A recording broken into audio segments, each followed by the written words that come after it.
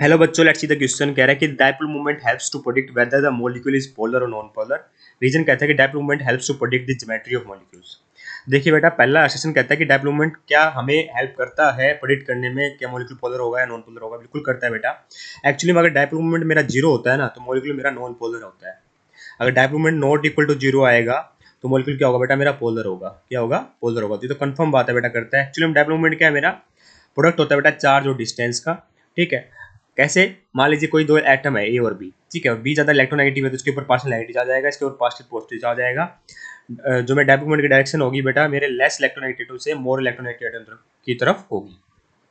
ठीक है। डी क्या होगा बेटा? डिस्टेंस है इन दोनों के बीच में, चार्ज जो एक्वायर किया गया इसके ऊपर। ठीक है। अगर डायपोल मूवमेंट मेरा जीरो होगा, मान लीजिए मेरा H2 है, तो यहाँ पे क्या होगा, इनके ऊपर सेम चार्ज होगा बेटा। सॉरी, इलेक्ट्रोनेगेटिविटी डिफरेंस ही नहीं है यहाँ पे, तो यहाँ पे डायपोल मूवमेंट क्या होगा? जीरो होगा और ये मॉलिक्यूल मेरा नॉन पोलर होता है।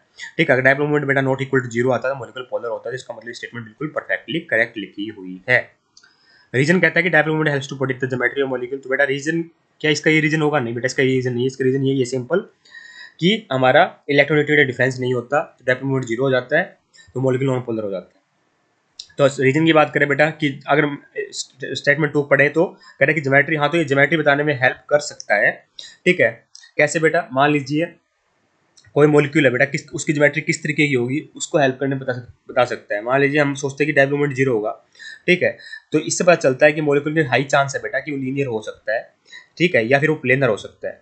ठीक है। मतलब हेल्प कर सकता है, इसका मतलब नहीं वो कंफर्म कर देगा यही होगा। जैसे मान लीजिए मेरा CO2 है, तो इसका डायपोल मूवमेंट क्या होता है? मेरा जीरो होता है ना। इस तरह एक दूसरे क्या कर देंगे, डायपोल कैंसिल आउट कर देंगे बेटा। ठीक है। मान लीजिए मेरा BF3 है बेटा, ये प्लेनर होता है, तो इसमें भी क्या होता है, मेरा डायपोल मूवमेंट जीरो होता है। कैसे? इसकी डायरेक्शन डायपोल की तरफ होगी, इन दोनों का बेटा रिजल्टेंट आएगा उस तरफ होगी। ठीक है। पर ऐसा कोई हार्ड एंड फास्ट टूल नहीं है कि हमें सही बता देगा, पर ये हेल्प कर सकता है ना, कि डायपोल मूवमेंट जीरो तो हमें चांस मिल सकता है कि प्लेनर हो सकता है, लीनियर हो सकता है, इस तरीके से। पर कोई जरूरी नहीं है कि डायपोल मूवमेंट जीरो है तो हमेशा ही लीनियर होगा, ये बात ध्यान रखना है। ठीक है। कोई जरूरी नहीं है हमेशा प्लेनर होगा। ये छोटी छोटी चीजें हमें ध्यान रखनी ही रखनी है। बट इट कैन हेल्प ना, हमें आइडिया दे सकता है कि लीनियर है, पोल प्लेनर है नहीं या नहीं है। ठीक है। It can give us idea. ठीक है। To predict whether whether which type of geometry it can help, है ना।